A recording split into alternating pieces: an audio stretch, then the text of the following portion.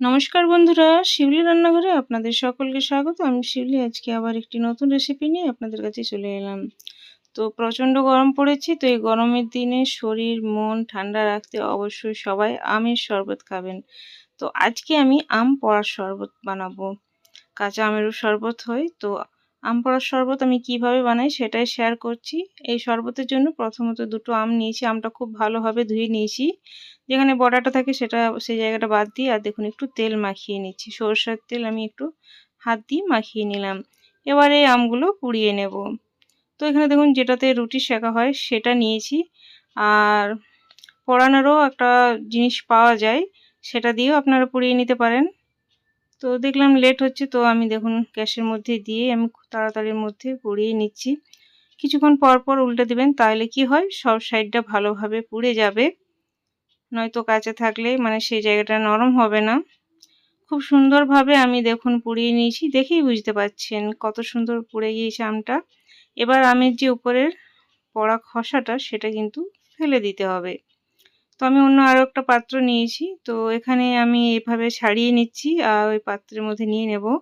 বন্ধুরা, আমার এই রেসিপিটা আপনাদের যদি ভালো লাগে তো প্লিজ লাইক শেয়ার কমেন্ট করে সাবস্ক্রাইব করে আমার পাশে থাকবেন। পাশে দিয়ে বেলটা প্রেস করে অল করে দেবেন, তাহলে নিত্য নতুন ভিডিও বা রেসিপি সবার আগে আপনাদের কাছে পৌঁছে যাবে। বেশি ভালো লাগলে প্রিয়জনদের মধ্যে শেয়ার করতে ভুলবেন না। এত হেলদি একটা রেসিপি, তারা খুব সহজেই বাড়িতে বানিয়ে খেতে পারবে। তো দেখুন আমের উপরের খোসাটা আমি ছাড়িয়ে নিয়েছি।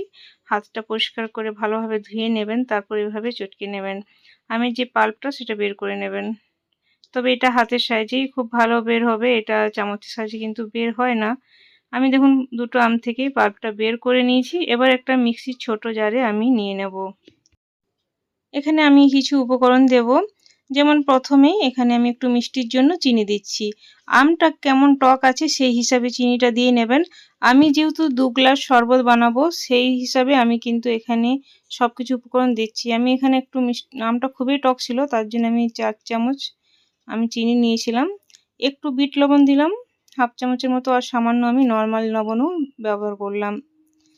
আর এখানে দেখুন ভাজা জিরে, ভাজা জিরের সাথে আমি একটু সামান্য একটু লঙ্কা ছিল, শুকনো লঙ্কা আর কয়েকটা গোলমরিচ আমি শুকনো কড়াইতে ভেজে গুঁড়ো করে রেখেছিলাম। এটা আগেই গুঁড়ো করে রেখেছিলাম, এটা আপনাদেরকে দেখানো হয়নি। তবে জিরে ভাজা গুঁড়োটা অবশ্যই আপনারা দিয়ে নেবেন। ওটা ভালো করে ব্লেন্ড করে নেব। আর এদিকে দেখুন আমি দুটো কাচের গ্লাস নিয়েছি, শরবতটা এটাতে বানাবো।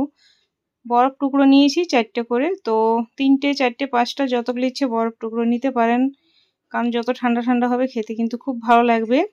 এবার আমি ওই পাল্পটা দিয়ে নিলাম, অর্ধেকটা পাল্প দিলাম গ্লাসের। আর আমি ঠান্ডা জল অর্ধেক আরও দেব, মানে পুরো 1 গ্লাস ভর্তি আমি এই শরবতটা বানাবো। গরমের দিনে এত রোদে বেরোনোর পর এই আম পোড়া শরবত যদি খাওয়া হয় তো শরীরে অনেক উপকার হয়।